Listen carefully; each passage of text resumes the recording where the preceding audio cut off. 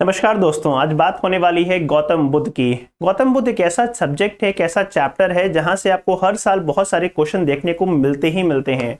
तो आज आज के सेशन में 15 से 20 मिनट के सेशन में पूरी बात करेंगे गौतम बुद्ध की। तो चलिए शुरुआत करते हैं गौतम बुद्ध की। गौतम बुद्ध की अगर बात की जाए तो आप जानते हो कि जो बौद्ध धर्म के संस्थापक हैं या जिन्होंने बौद्ध धर्म की शुरुआत की है वो है गौतम बुद्ध।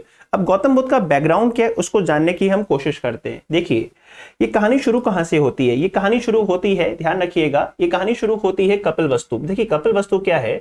कपिलवस्तु बेसिकली नेपाल में एक जगह का नाम है और कहा जाता है कि इस कपिलवस्तु नामक जगह पे एक डायनेस्टी रूल करती, उसका नाम था शाक्य। शाक्य क्या है सर? शाक्य जो है वो वंश का नाम है जो कि कपिलवस्तु पे रूल करती है। और इसी शाक्य वंश के राजा का नाम है राजा शुद्धोधन। याद रखिएगा, राजा शुद्धोधन राजा का नाम है। और कहा जाता है कि शुद्धोधन की पत्नी का नाम था महामाया। शुद्धोधन की पत्नी का नाम नोट कर लीजिएगा, कई बार पूछा जाता है महामाया। इधर शुद्धोधन और महामाया की जब शादी हो जाती है तो महामाया कुछ समय के बाद प्रेग्नेंट हो जाती हैं। और उस समय नियम बना था कि जब भी औरत अपने पहले बच्चे को जन्म देगी तो वो अपने मायके में देगी, ना कि ससुराल में। और इसका परिणाम ये हुआ कि महामाया के पेट में बहुत तेज दर्द हुआ।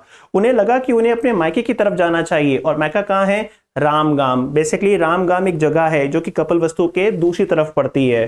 तो ये रामगाम की तरफ जा रही थी और रामगाम के ऊपर याद रखिएगा कोलीय वंश के लोग शासन करते हैं। ये कई बार पूछा गया कि महामाया किस वंश की है? कोलीय वंश की है।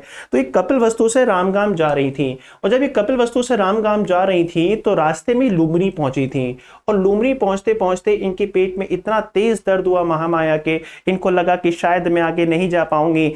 रिजल्ट ये हुआ कि 563 बीसी में, 563 ईसा पूर्व में इन्होंने अपने बच्चे को जन्म दिया। और बच्चे का नाम क्या रखा? बच्चे का नाम रखा सिद्धार्थ। बच्चे का नाम क्या रखा? सिद्धार्थ।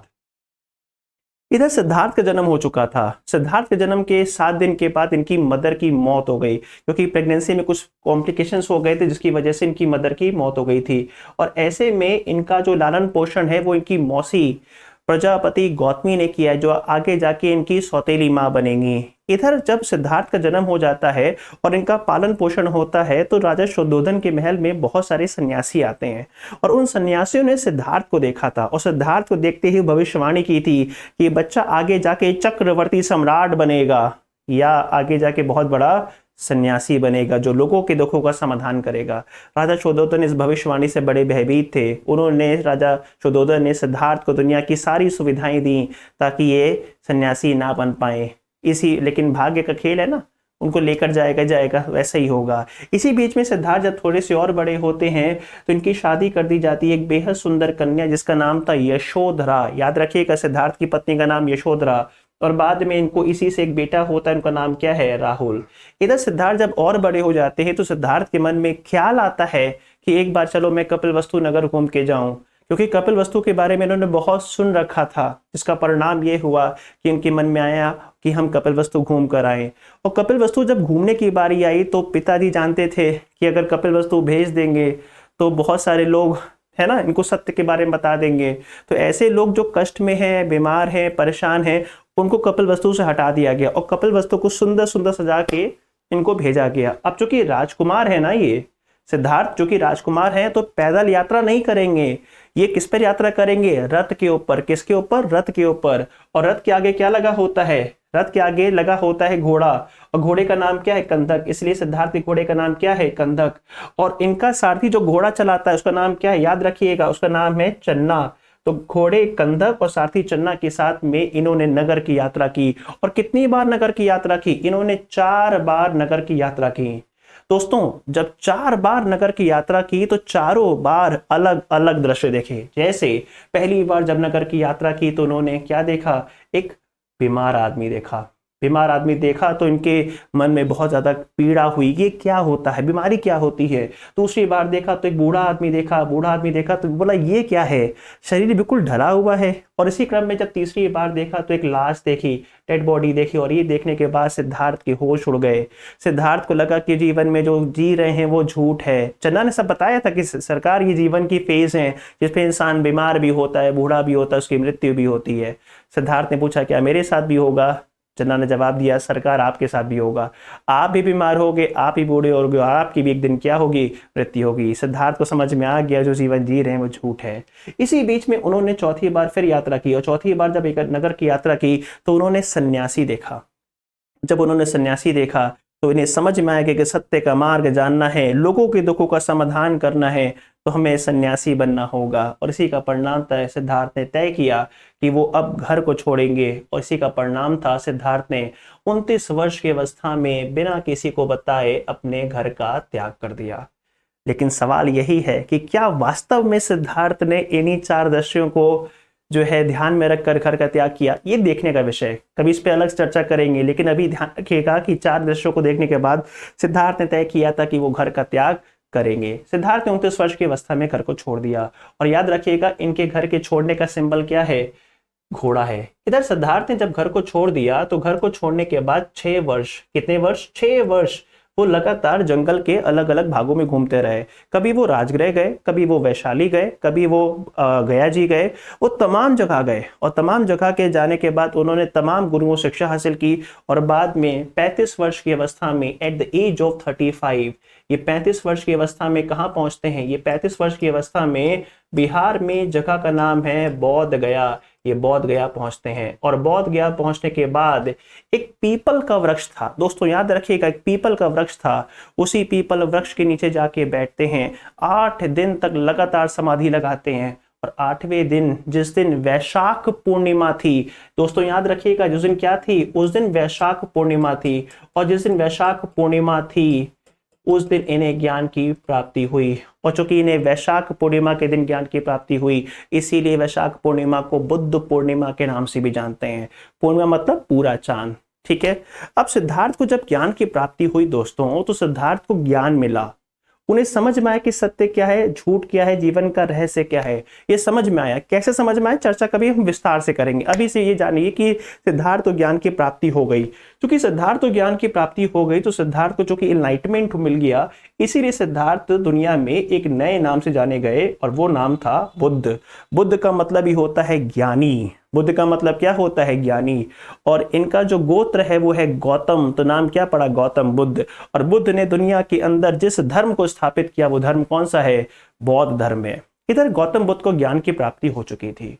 गौतम बुद्ध को जब 35 वर्ष की अवस्था में ज्ञान की प्राप्ति हो गई, तो गौतम बुद्ध को समझ में आ गया कि उन्हें अपनी बातों को लोगों को संसार में बताना होगा, और ऐसी जगह से बताना होगा ताकि उनका मैसेज फैले। और इसी का परिणाम था कि वो सारनाथ गए। वो कहाँ गए, सारनाथ, क्योंकि सारनाथ जो है, सारनाथ कहाँ पड़ता है, बनारस में। बनारस वो नगरी रही है जहां से हमेशा शिक्षा की बात होती थी। अगर वहां पे आपने अपने ज्ञान को साबित कर दिया तो आपका मैसेज चारों तरफ फैलेगा। इसीलिए सिद्धार्थ बोध गया से सारनाथ जाते हैं, और सारनाथ जाने के बाद में अपना पहला उपदेश देते हैं, अपना फर्स्ट सरमन देते हैं। और याद रखिएगा उन्होंने अपना पहला उपदेश किसको दिया था, अपना पहला उपदेश तो है उन्होंने अपने 5 सन्यासियों को, अपने 5 ब्राह्मण मित्रों को दिया था। और इस घटना को भी बौद्ध धर्म में एक नाम दिया गया है। इस घटना को बौद्ध धर्म में बोला गया है धम्म चक्र परिवर्तन। अच्छा, धम्म का मतलब क्या होता है, धम्म का मतलब होता है धर्म, विचार, ठीक है। चक्र का मतलब क्या होता है, पहिया, व्हील। और परिवर्तन का मतलब क्या होता है, बदलाव। जब धर्म का पहिया चलेगा, महात्मा बुद्ध के विचार समाज में आगे फैलते जाएंगे, समाज में अपने आप क्या आएगा, बदलाव आएगा। धम्म चक्र परिवर्तन। इस घटना का सिंबल क्या है, चक्र, क्योंकि जब तक चक्र घूमेगा नहीं तब तक मैसेज का प्रसार होगा नहीं। बाद में गौतम बुद्ध ने अपने जीवन भर धर्म का प्रचार किया, और जीवन भर धर्म का प्रचार करने के पश्चात 80 वर्ष की अवस्था में एट द एज ऑफ 80 वर्ष की अवस्था में 483 ईसा पूर्व में इनकी मृत्यु होती है। और मृत्यु कहाँ होती है, ये बड़ा इंपॉर्टेंट है। इनकी मृत्यु होती है कुशीनारा में। याद रखिएगा, कुशीनारा भी कहते हैं, कुशीनगर भी कहते हैं, गोरखपुर के पास पड़ता है उत्तर प्रदेश में, ठीक है। और एक बात और, कुशीनगर जो है वो किसकी राजधानी थी, ये मल्लों की राजधानी थी। उस समय मल्ल गणराज्य था, उस जमाने में एक मल्ल गणराज्य था, उसी मल्ल गणराज्य की राजधानी हुआ करती थी कुशीनगर, जहां पे गौतम बुद्ध की मृत्यु होती है। इतना समझ में आया। अब गौतम बुद्ध की बात करें तो गौतम बुद्ध के मरने के बाद, और एक बात और चाहे तो एक बात और समझ लीजिएगा, इस घटना को बौद्ध धर्म में क्या कहते हैं, इस घटना को बौद्ध धर्म में महापरिनिर्वाण कहते हैं। महापरिनिर्वाण। अब इन्हें ना शरीर का कष्ट रह गया है, ना मन का कष्ट रह गया है। इनके मन का कष्ट भी खत्म हो गया, मतलब इनके अंदर लालसा भी खत्म हो गई, और इनके शरीर का भी कष्ट खत्म हो गया, क्योंकि सिद्धार्थ जब बुद्ध बने, सन्यासी बने, उनके पास कोई सुविधा नहीं थी, लेकिन उनके मन को शांति थी, तो इच्छाओं से मुक्त हो चुके थे, तो इच्छाओं को मुक्ति मिल चुकी थी, मन को संतुष्टि मिल चुकी थी। लेकिन जब उनके शरीर का अंत हुआ तो उनके शरीर को जो कष्ट पहुंच रहा था, जंगल में जब रहोगे तो आपको तमाम तरह के कष्टों का सामना करना पड़ेगा, उससे भी क्या मिल गई, मुक्ति मिल गई। इसीलिए क्या बोलेंगे, महापरिनिर्वाण। समझ में आ रहा है, ज्ञान की प्राप्ति हुई तब निर्वाण बोलेंगे, और जब इनको इनके शरीर का अंत हुआ तो क्या बोलेंगे, महापरिनिर्वाण बोलेंगे। ठीक है, चलो अगर हम बुद्धिज्म की बात करें तो बुद्धिज्म से एक जगह से और क्वेश्चन आता है, काउंसिल से आता है, बौद्ध परिषद। अभी बौद्ध परिषद क्या है, देखो बुद्ध जब थे तो बुद्ध ने अपने विचारों को लोगों तक पहुंचाया, लेकिन बुद्ध के मरने के बाद उनके विचारों को लेकर मीटिंग बुलानी पड़ी, क्योंकि बुद्ध ने क्या बताया है क्या नहीं बताया उसको एक जगह पे कंपाइल करना था। इसीलिए क्या बुलाई गई, मीटिंग बुलाई गई। और जो कि मीटिंग बुलाई गई है बौद्ध धर्म के लोगों की, इसलिए क्या बोलेंगे, बौद्ध संगति। और जो कि अगर पहली बार होगी तो क्या बोलेंगे, पहली बौद्ध संगति। दूसरी बार होगी तो क्या बोलेंगे, दूसरी बौद्ध संगति। तीसरी बार होगी तो क्या बोलेंगे, तीसरी बौद्ध संगति। और चौथी बार होगी तो क्या बोलेंगे, चौथी बौद्ध संगति। पहली बौद्ध संगति, दूसरी बौद्ध संगति, तीसरी बौद्ध संगति, चौथी बौद्ध संगति। अब इसका प्लेस पूछता है, तो प्लेस याद करने का मैं तरीका बताता हूं आपको कि पहली बौद्ध संगति कहां पे हुई थी। पहली बौद्ध संगति याद करने का सिंपल तरीका है, एक वर्ड नोट कर लेना आप लोग, राजा। राजा की क्या है, अपनी एक शाली है, ठीक है। राजा की शाली को वो कहां ले गया है, पाटली वन में ले गया है। तो राजा की शाली को पाटली वन में ले गया है। राजा का मतलब क्या होता है, राजगृह। शाली का मतलब क्या होता है दोस्तों, वैशाली। पाटली का मतलब क्या होता है, पाटलिपुत्र। और वन का मतलब क्या है, कुंडल वन विहार कश्मीर। क्या नाम है, कुंडल वन विहार कश्मीर। ये वो 4 स्थान हैं जहां पे एक एक करके आपको 4 संगतियां मिलेंगी। इनमें से जो 3 स्थान आपको नजर आ रहे हैं, राजगृह, वैशाली और पाटलिपुत्र, तीनों बिहार के अंदर हैं। ठीक है, याद रखिएगा। और चौथी बात कि जब पहली बौद्ध संगति हो रही है उस समय राजा कौन है, ये भी कई बार पूछा जाता है आपसे। इसको याद करने का तरीका क्या है दोस्तों, आका और आका। आका और आका। जिन क्या बोलता है, हुक्म मेरे आका, हुक्म मेरे आका। आका मतलब अजात शत्रु, ये अपनी जात का शत्रु था। नाम क्या, अजात शत्रु। मगध का राजा था, गद्दी पाने के लिए अपने बाप बिम्बिसार को मारा। ये कौन है, काला अशोक। हम काले हैं तो क्या हुआ, दिल वाले हैं। ठीक, और ये कौन है, महान अशोक, सम्राट अशोक, अशोका द ग्रेट। ठीक है, और ये कौन है, याद रखिएगा नीचे वाले कनिष्क हैं, कनिष्क। कनिष्क, महान सम्राट कनिष्क। ठीक है, याद रखिएगा। तो ये 4 संगतियां हुई हैं, अलग अलग स्थानों में हुई हैं, अलग अलग शासकों के समय में हुई हैं। और अगर समय याद करना है तो बस आप 2 समय याद रखना कि 483 बीसी में पहली संगति होती है, उसके बाद में जो 383 है उसमें दूसरी संगति होती है। अशोक के समय में 250 बीसी के आसपास, 250 बीसी, कहीं कहीं 247 भी लिखा रहता है, कहीं कहीं 250 भी लिखा रहता है, उसके आसपास आपको पाटलिपुत्र में तीसरी बौद्ध संगति देखने को मिलती है। और चौथी जो मिलती है वो अराउंड जो है 78 एडी के अराउंड मिलती है। बात समझ में आ रही है। तीसरी बात, अगर आप काउंसिल्स की बात करोगे तो इस काउंसिल में जो पहली वाली काउंसिल है, जो फर्स्ट बौद्ध काउंसिल है, तो फर्स्ट बौद्ध काउंसिल में किताब लिखी गई है, दैट इज सुत्त पिटक। याद रखिएगा, सुत्त पिटक। सुत्त पिटक क्या है, ये पहली बात कब लिखी गई है, ये लिखी गई है फर्स्ट बौद्ध काउंसिल में। कब लिखी गई है, फर्स्ट बौद्ध काउंसिल में। सुत्त पिटक में है क्या, भगवान बुद्ध के स्पीचेस हैं, भगवान बुद्ध के उपदेश हैं। एक सिंपल सवाल पूछता है कि भगवान बुद्ध के उपदेश किस भाषा, किस किताब में है, तो भगवान बुद्ध के जो उपदेश हैं वो सुत्त पिटक में है। एस फॉर क्या होता है, स्पीच। एस फॉर क्या होता है, स्पीच। और एस फॉर क्या होता है, सुत्त पिटक होता है। बात समझ में आ रही है, एस फॉर होता है सुत्त पिटक और एस फॉर होता है स्पीच होता है। ठीक, इसको लिखने वाले कौन है, जो बुद्ध के प्रिय शिष्य होंगे। भगवान बुद्ध के प्रिय शिष्य कौन थे, आनंद। आनंद ने लिखी है सुत्त पिटक। दूसरा, विनय पिटक। विनय पिटक में क्या है, देखो भगवान बुद्ध ने सारनाथ में रहते हुए धर्म के तेजी से प्रचार करने के लिए संघ बनाया था।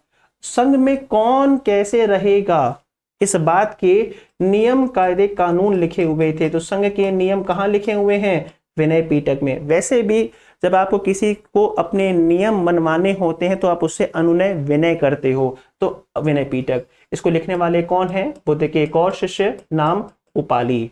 अच्छा एक और ट्रिक बताता हूँ। एक बात ध्यान रखना कि भगवान बुद्ध ने जिस भाषा में उपदेश दिया है उसका नाम क्या है? पाली। और विनय पिटक लिखने वाले कौन है? वो पाली। समझ में आ गया? ये दोनों किताबें जो हैं वो पहली बौद्ध संगति में लिखी जाती हैं। इसी किताब में एक और किताब लिखी गई है, दैट इज अभिधम पिटक। अभिधम पिटक जो कब लिखी जाती है? तीसरी बौद्ध संगति में लिखी जाती है।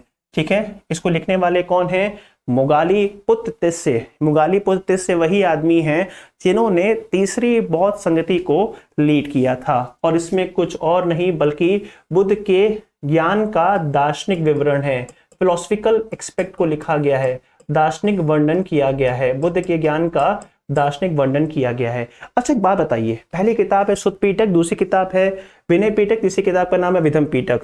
3 पिटक है ना, तीनों को मिला दो। अगर तीनों को मिला दोगे तो क्या बन जाएगा? तीनों को मिला दोगे तो बन जाएगा त्रिपिटक। सिंपल सवाल, त्रिपिटक का संबंध किस धर्म के साथ है?